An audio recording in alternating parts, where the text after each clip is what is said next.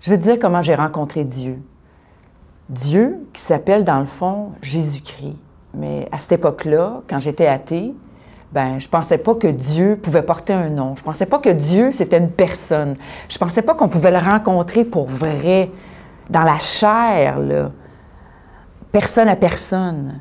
Je pensais pas qu'on pouvait être si près de Dieu. Mais c'est arrivé par surprise. J'ai rien demandé. J'y ai même pas demandé de croire en lui. Moi, j'ai toujours eu une vie de fête.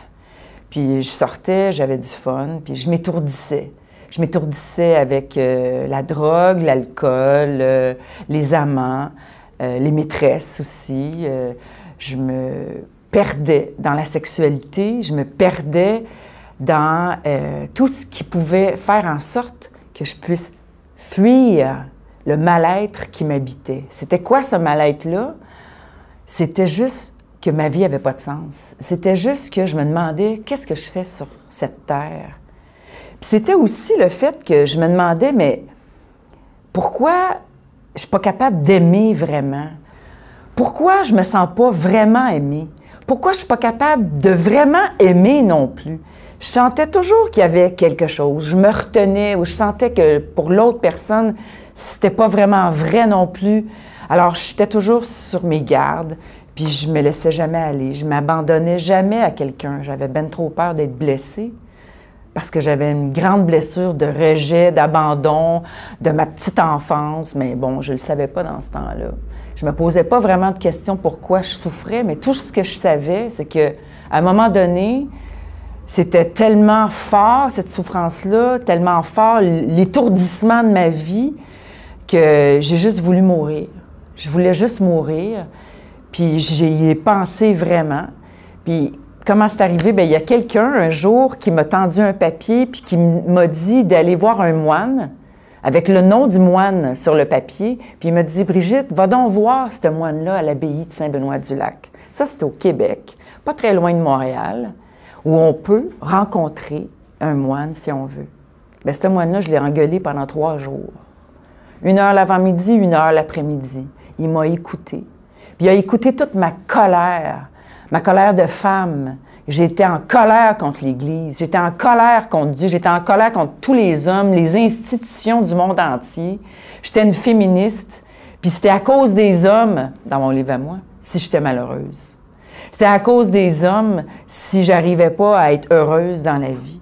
Puis c'était aussi à cause de Dieu si je pouvais pas vivre ma sexualité, parce que je pensais à cette époque-là que j'étais bisexuelle, mais j'étais pas certaine.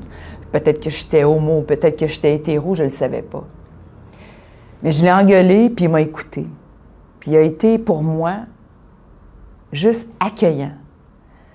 Et au bout de 3 jours, sans que j'ai rien demandé, Dieu m'a tombé dessus, ou ce qu'on appelle l'Esprit Saint. Mais je ne savais pas c'était quoi l'Esprit Saint. Je ne savais pas c'était quoi. Puis j'ai compris. À ce moment-là, ça a pris 3 secondes, 4 secondes. J'ai compris que Jésus était Dieu, puis qu'il était vivant. Que Dieu avait un nom, puis que ce Dieu-là, c'était mon Père, mais c'était aussi mon frère. Puis que l'Esprit Saint m'habitait, puis que tout pouvait changer. Puis j'ai compris que tout était fini, toute ma souffrance, tout était pardonné, tout était effacé, tout pouvait recommencer. C'est comme si j'étais née de nouveau.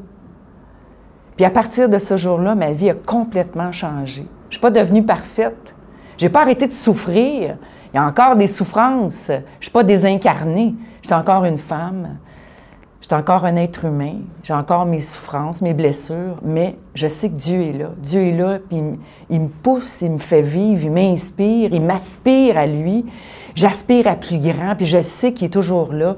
Puis il m'a donné des frères et sœurs dans cette Église catholique-là, qui n'est pas parfaite, mais des frères et sœurs exceptionnels, une grande famille, une communauté extraordinaire avec qui je grandis, avec qui je suis formée.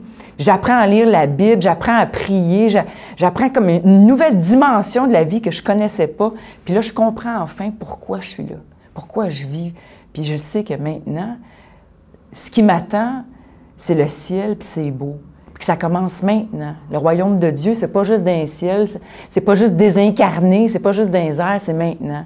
Aujourd'hui, je suis mariée, j'ai des enfants et je file le parfait bonheur. puis c'est accessible à tout le monde. Si moi j'ai pu le vivre, bien toi aussi tu peux le vivre, toi aussi tu peux le rencontrer, puis je te le souhaite vraiment. Amen.